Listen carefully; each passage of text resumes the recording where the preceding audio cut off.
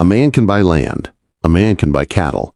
A man can even buy the respect of a whole town if his pockets are deep enough. But there is one thing no amount of gold or acres can guarantee: an heir. A bloodline to carry your name when you are gone. Clyde Bonner understood this better than most men. He was rich, rugged, and powerful, but he was also alone.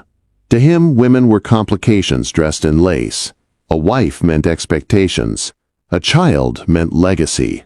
And legacy was worth protecting. So when Lydia Voss stepped off that train, burdened by rejection and quiet strength, Clyde did not see romance. He saw a solution. Lydia had answered 5 advertisements before his. 5 times she had packed her hope into a worn bag and returned home empty. Each rejection cut deeper than the last. One man said she was too plain. Another said her hands were too rough. One laughed at her love of books. Another told her she sounded too much like a teacher. By the 5th time, Lydia stopped crying.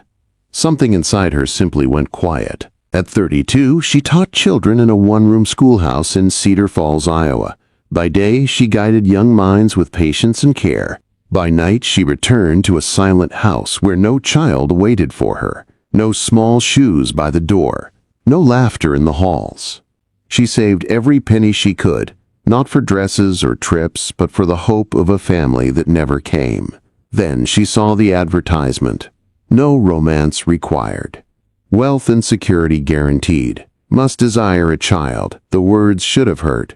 Instead, they felt honest. There was no promise of love, no false dreams, just truth. Lydia folded the paper and held it to her chest. For the first time in years, hope stirred. She wrote carefully. She spoke plainly. She did not hide who she was or what she wanted. She sealed the letter before fear could stop her. When the telegram arrived weeks later, short and direct, her hands trembled. Arrive Silver Creek, November 15th. That was all. The morning she left Cedar Falls was cold and gray. Lydia stood on the platform in her best navy dress, her life packed into a single bag. As the train pulled away, she pressed her palm to the window and whispered a prayer. She did not ask for love, only for a chance.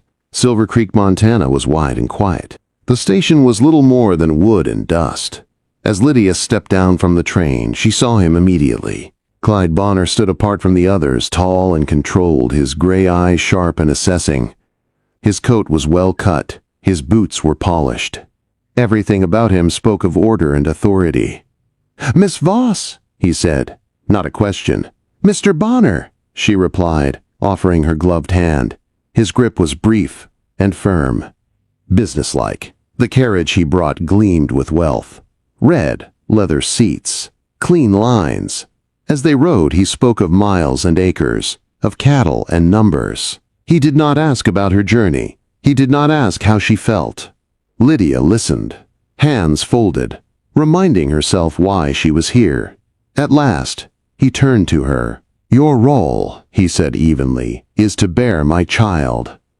The words were blunt. Lydia felt heat rise to her cheeks, but she did not look away. She had known this moment would come. "I understand," she said. "This is not marriage," he continued. "This is an arrangement. I need an heir. You want a child. We will give each other what we need without complications." The land opened before them then, and Lydia gasped. The ranch spread across the valley, vast and orderly, white buildings glowing against the brown earth. It was not just a home. It was a kingdom. "It's beautiful," she whispered. "It's profitable," Clyde replied. At the house, a woman named Pearl Haskins greeted them. Her eyes were sharp. Her voice was firm. She showed Lydia to a room larger than anything she had ever known. A 4-poster bed, fine furniture, dresses hanging in the wardrobe, made just for her. "This is generous," Lydia said softly. "Mr. Bonner expects his woman to look proper," Pearl replied. That night, Lydia dressed carefully for dinner. Clyde waited at the table, formal and distant. They ate in silence. When the meal ended, he rose and led her to his study. Dark wood, heavy books, maps on the walls. He spoke again of rules and clarity, of doctors and schedules, of expectations and privacy. Lydia listened, nodding, her heart steady despite the weight of it all. "Do you agree?" he asked. "Yes," she said. As she turned to leave, he stopped her. "Welcome to Silver Creek Ranch." It was not warmth she heard in his voice, but it was not cold either. That night, Lydia sat alone in her room, staring out at the wide Montana sky. She had come seeking a child. She had agreed to an arrangement. But deep in her chest, something stirred, something dangerous and unexpected. Because arrangements had a way of changing people. And Lydia sensed that this one was already beginning to turn. The days at Silver Creek settled into a quiet rhythm. Breakfast was served at 7. Clyde read letters and market reports while Lydia drank her coffee and listened. He spoke little, but when he did, it was with certainty. He treated the ranch like a living thing that depended on him completely. Men respected him. Work happened without chaos. Nothing here was left to chance. Lydia spent her mornings exploring the house. There were rooms filled with books, more than she had ever seen in one place. Poetry, history, philosophy. It surprised her. This was not the collection of a cold man. This was the library of someone who thought deeply, even if he never said so out loud. She read by the windows, watching cowboys move like pieces on a chessboard across the land. Pearl ran the household, with strict order. Lydia was polite, careful, always aware she was being watched. To the staff, she was not a wife. She was not a servant. She existed somewhere in between, and everyone felt it. At night, Clyde came to her room. At first, everything was careful, controlled, quiet. He touched her as if fulfilling a duty, never rough, never unkind, but distant. Lydia accepted this. She reminded herself why she was here. This was not about romance. This was about becoming a mother. But something began to change. It started with small things. Clyde asking if she slept well. Clyde noticing which books she read. Clyde pausing in the doorway as if he wanted to say something, and then choosing silence instead. His eyes lingered longer than before. His touch, once precise, became slower. One night, Lydia could not sleep. The house was quiet, the wind whispering against the windows. She wrapped a robe around herself and went downstairs for warm milk, something her mother used to give her when worries grew too loud. She found Clyde in the study, standing near the window with a glass in his hand. Moonlight cut across his face, softening the hard lines. "Couldn't sleep?" he asked. "No," she admitted. They stood in silence. The space between them felt charged, heavy with words neither had spoken. Lydia gathered her courage. "Were you married before?" she asked. His jaw tightened. "Yes." "What happened?" For a long moment, she thought he would refuse. Then he spoke. She left. Quote, 2 words. Flat, final, but Lydia heard the hurt beneath them. "I wasn't enough," he continued. "The ranch was too quiet. I was too serious. She wanted more than I could give." Lydia stepped closer. Then she was wrong. His eyes snapped to hers. "You don't know that." "I do," she said softly. "You built all of this. You care for the people here. You think deeply, even if you pretend not to. A woman who couldn't see that didn't deserve you." Something broke open in his expression. Not anger, not control, hunger, need. A wanting he had kept locked away. "You shouldn't say things like that," he said. "Why?" she asked. "Because you might believe them?" Quote. The silence stretched tight between them. Then his voice dropped low. "I want some sugar," he said, "so I'm having you tonight." The words were rough, honest. They should have frightened her. Instead, they sent heat through her body and stole the air from her lungs. "Yes," she whispered. He crossed the distance in 2 strides. His hands framed her face. This kiss was not careful.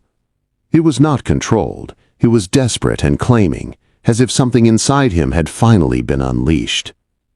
Lydia clung to him, all restraint forgotten. For the first time, she felt wanted, not as an arrangement, not as a means to an end, but as a woman. That night changed everything. The next morning, Clyde was different. He smiled. He said her name like it mattered. At breakfast, he pulled out her chair. Pearl noticed. Everyone noticed. He asked her to ride with him. He showed her the land, speaking with pride and warmth. He told her stories of starting with nothing, of proving himself far from the expectations of his father back east. Lydia listened, seeing the lonely boy beneath the powerful man. "You belong here," he said quietly as they looked out over the ranch. "So do you," she replied. Winter came hard and fast. Snow trapped them inside for days. They read by the fire, worked side by side in silence that felt comfortable, not empty. At night, he held her like he was afraid she might disappear. One evening, he asked the question that changed everything. "Are you happy here?" "Yes," she said without hesitation. He took a breath, steadying himself. "Then marry me." Her heart stopped. "I don't want an arrangement anymore," he said. "I want a partner, a wife, a life built on truth." Tears filled her eyes. "Yes," she said, "I will." Quote, as the fire burned low, Lydia realized the truth she had been avoiding. She had come to Silver Creek for a child, but she had found something far more dangerous. She had found love. Spring came slowly to Silver Creek, melting snow into silver streams that cut through the land Clyde Bonner had built with his own hands. Lydia watched the change from the porch, wrapped in a shawl, her heart fuller than she had ever known. Life no longer felt like something happening around her. It felt like something she belonged to. The wedding took place in the small church at the edge of town. Every bench was filled. Men who worked the ranch stood beside shopkeepers and families who had watched Clyde rise from nothing. Lydia walked down the aisle in ivory lace, her steps steady, her smile calm and certain. When Clyde took her hands, there was no doubt in his eyes. Only pride. Only devotion. "I choose you," he said, his voice clear and strong. And for Lydia, those words meant more than any promise she had ever heard. Marriage changed him in ways even he did not expect. Clyde no longer hid behind rules and distance. He spoke more. He laughed more. He asked Lydia's opinion and listened when she answered. At the long table where business was once handled alone, they now sat side by side, planning the future together. Lydia began helping with accounts and correspondence. She organized records, balanced ledgers, and offered ideas that made the ranch run smoother. Clyde never stopped her. Instead, he watched with quiet admiration. This was not a woman who needed to be controlled. This was a woman who strengthened everything she touched. Summer arrived with warm winds and long evenings. Lydia planted gardens. Children from the town came to learn letters and numbers on the porch. Laughter filled rooms that had once echoed with silence. The ranch felt alive in a way it never had before. One evening, Lydia sat across from Clyde and took his hand. "I need to tell you something," she said. He looked at her face and knew before she spoke. "You're sure?" he asked, his voice unsteady. She nodded, smiling through tears. "I'm sure." Quote, he stood and pulled her into his arms, holding her like the ground might fall away if he let go. For the first time in his life, Clyde Bonner allowed himself to believe in a future shaped not just by land and legacy, but by love. Months passed. Lydia grew stronger, rounder, glowing with quiet joy. Clyde became protective in ways he never expected, walking slower beside her, listening more closely, planning further ahead than ever before. One evening, they rode together to the edge of the property, watching the sun dip low behind the mountains. "I once believed a child was an investment," Clyde said. "Something to secure what I built." "And now?" Lydia asked. "Now I know it's a gift," he said. "And so are you." When winter returned, the ranch stood firm against it. Inside the house, firelight flickered, and warmth filled every corner. Lydia rested, surrounded by care, by purpose, by love. The man who once believed women were complications had learned the truth too late to avoid pain, but just in time to claim joy. Clyde Bonner had asked for an heir. What he received was a family. And Lydia Voss, once rejected and overlooked, became the heart of Silver Creek, carrying not just a child, but a future built on trust, respect, and a love that began as an arrangement and ended as something unbreakable.